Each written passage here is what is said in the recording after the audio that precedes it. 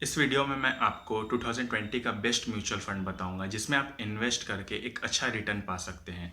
ये mutual fund जो है मैंने और मेरी टीम ने ढूंढा है जो मैं आपको रिकमेंड करूंगा। हाय, आई एम प्रभु। इस चैनल पे मैं हर वीक एक वीडियो अपलोड करता हूं इन्वेस्टिंग और बिजनेस एनालिसिस से रिलेटेड, जिससे आप सीखकर अपने फाइनेंशियल नॉलेज और वेल्थ दोनों को बढ़ा सकते हैं।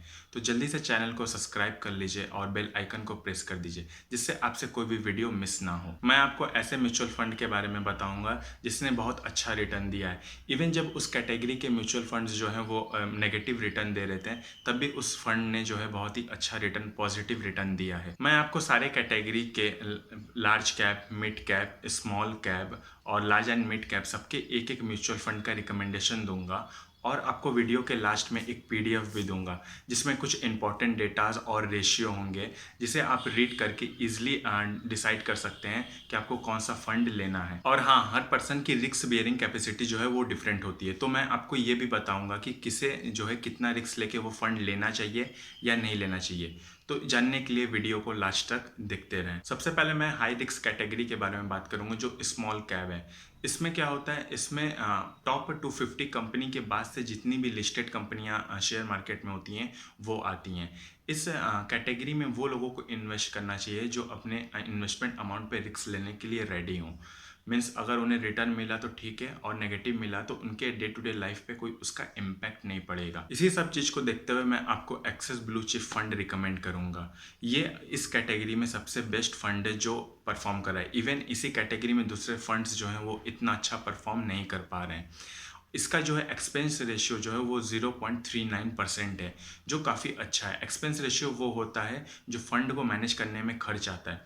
वही अगर हम प्रीवियस 2 साल का रिटर्न देखें तो इस फंड ने अराउंड 8.40% का रिटर्न दिया है पॉजिटिव में। वही सेम कैटेगरी में दूसरे फंड्स जो हैं वो 8.39 समथिंग एक्सप्रॉक्स का नेगेटिव रिटर्न दिया है। मीन्स जस्ट कह सकते हैं कि इस फंड ने सेम अमाउंट में जो है वो पॉजिटिव रिटर्न दिया है, वही सेम कैटेगरी के दूसरे फंड्स ने जो है उतने ही परसेंटेज का नेगेटिव रिटर्न दिया है। दूसरी चीज क्या है कि इसमें जो एग्जिस्ट लोड है वो 1% है, मोर देन 10% ऑफ विड्रॉल पे। एग्जिस्ट लोड क्या होता है, मीन्स अगर आप एक ईयर में अपने फंड का मोर देन 10% विड्रॉल करते हैं तो आपको 1% जो है वो विड्रॉल चार्जेस देने होते हैं, जो कि काफी अच्छा है इस फंड के हिसाब से। दूसरी कैटेगरी जो है वो मिड कैप फंड की आती है। इसमें टॉप 101 कंपनी से 250 कंपनीज जो स्टॉक मार्केट में लिस्टेड होती हैं वो आती हैं। मीन्स ये फंड जो है वो सिर्फ उन्हीं कंपनियों में इन्वेस्ट कर सकता है। और इस बारी मैं 2020 में मिड कैप फंड का कोई रिकमेंडेशन नहीं दूंगा, क्योंकि काफ़ी टाइमों से मिड कैप जो है वो अच्छा परफॉर्म नहीं कर रहा है। बट फिर भी मैंने आपके लिए एक फंड ढूंढा है मिड कैप में, जो मैं वीडियो के एंड में बताऊंगा। नेक्स्ट कैटेगरी है लार्ज एंड मिड कैप। इसमें फंड मैनेजर जो है फंड का पैसा लार्ज कैप और मिड कैप दोनों में इन्वेस्ट करता है। लार्ज कैप में इन्वेस्ट करने की वजह से फंड में स्टेनेबिलिटी और कंसिस्टेंसी ग्रोथ रहती है, और मिड कैप में इन्वेस्ट करने से जो रिटर्न का ग्रोथ रहता है वो भी अप एंड डाउन्स तो होते रहते हैं, लेकिन फिर भी जो है पोर्टफोलियो पे इसका एक अच्छा इम्पैक्ट पड़ता है। तो large and mid cap fund में मैं आपको Mirae assets blue chip fund recommend करूंगा। इसका जो 5 ईयर का रिटर्न है वो 17.3% है, और प्रीवियस 2 ईयर का रिटर्न जो है वो एक्सप्रॉक्स 12% है, जो एफडी से बहुत ज़्यादा है। अब मैं जो आपको कैटेगरी बताने जा रहा हूँ उसे हम लोग एवरग्रीन कैटेगरी भी बोलते हैं। और अगर आपको सिर्फ एक कैटेगरी में म्यूचुअल फंड के इन्वेस्ट करना है तो ये मल्टी कैप कैटेगरी जो है वो one of the best category है। और मैं आपको मल्टी कैप में Parag Parikh long term fund recommend करूँगा। इस फंड का एडवांटेज ये है कि इसका मोर देन 30% जो है वो इंटरनेशनली इन्वेस्टेड है। मीन्स बड़ी बड़ी कंपनियों में, माइक्रोसॉफ्ट, फेसबुक, ये सब कंपनियों में। तो इससे आपको इंटरनेशनल एक्सपोजर भी मिलता है और आपका पैसा जो है वो इंटरनेशनली भी लगता है, जिससे आपको रिटर्न काफ़ी अच्छा मिलता है। और दूसरा एडवांटेज ये है इस फंड का कि इसका 6% प्लस जो है रिटर्न आता है वो हेज फंड से आता है, जिससे आपको इस फंड में रिटर्न जो है वो काफ़ी अच्छा देखने को मिल जाता है। दूसरी जो सबसे लो रिस्क वाली कैटेगरी है वो है लार्ज कैप। लार्ज कैप का 80% फंड का पैसा जो है वो इंडिया के टॉप 100 कंपनियों में इन्वेस्टेड रहता है, जिससे फंड में जो है वो स्टेनेबल ग्रोथ और कंस्टेंट रिटर्न रहता है। और जब मार्केट डाउन जा रहा होता है तो उस टाइम पे ये कंपनियां जो हैं बहुत अच्छा परफॉर्म करती हैं, जिसके वजह से पोर्टफोलियो में नेगेटिव रिटर्न कभी नहीं आता।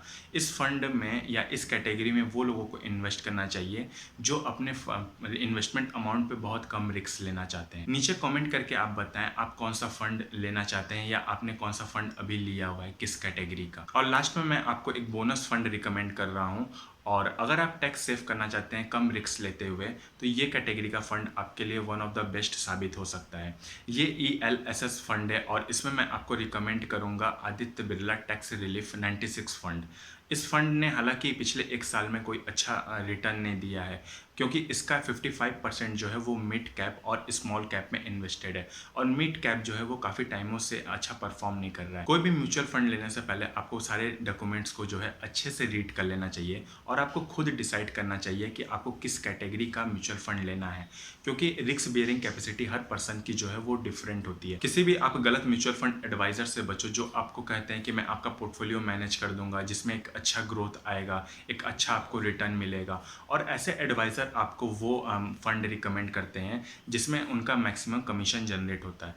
तो एक्चुअल में आप डिसाइड करो कि आपको अपने इन्वेस्टमेंट अमाउंट पे कितना रिस्क लेना है, हाई रिस्क लेना है, लो रिस्क लेना है या मीडियम रिस्क लेना है, और आप डिसाइड करो कि आपको कितना रिस्क उस पर लेना है। फिर आप उस हिसाब से उस कैटेगरी के फंड को चूज़ करो और उसमें इन्वेस्ट करो। इवन यूट्यूब पे भी मुझे कोई रीजनेबल इन्फॉर्मेशन नहीं मिली, लोग कोई भी फंड रिकमेंड कर दे रहे हैं बिना आपके फाइनेंशियल प्रोफाइल को जाने हुए, और कुछ लोग तो एज के हिसाब से फंड रिकमेंड करते हैं। आप डिसाइड करो कि आपको रिस्क कितना लेना है अपने इन्वेस्टमेंट अमाउंट का, क्योंकि हर पर्सन की रिस्क बियरिंग कैपेसिटी जो है वो डिफरेंट होती है। इस वीडियो के आई बटन पे मैंने एक PDF का लिंक दिया है, आप वहां से जाके PDF को डाउनलोड कर लो। जो भी फंड मैंने रिकमेंड किया है उस फंड से रिलेटेड सारे इंपॉर्टेंट डेटा, नंबर्स और एनालिसिस आपको उस PDF में मिल जाएगा, जो बिल्कुल फ्री है। आप वहां से जाके डाउनलोड कर लो और फिर आप सारी चीज़ों को कंपेयर करके डिसाइड करो कि आपको कौन सा फंड लेना चाहिए। और हाँ, अगर आप चाहते हो कि मैं आपके साथ सारे कैटेगरी के और भी फंड शेयर करूं, तो इस वीडियो को जल्दी से लाइक कर दो। मैं इस वीडियो पे 20 लाइक्स का टारगेट रख रहा हूं। जैसे ही टारगेट कंप्लीट हो जाता है तो मैं आपको उस PDF का लिंक डिस्क्रिप्शन में दे दूंगा। उस PDF में आपको सारे कैटेगरी के फंड्स रैंकिंग वाइज मिल जाएंगे, और उसमें आपको इंपॉर्टेंट डेटास उस फंड के और एनालिसिस भी मिल जाएगा।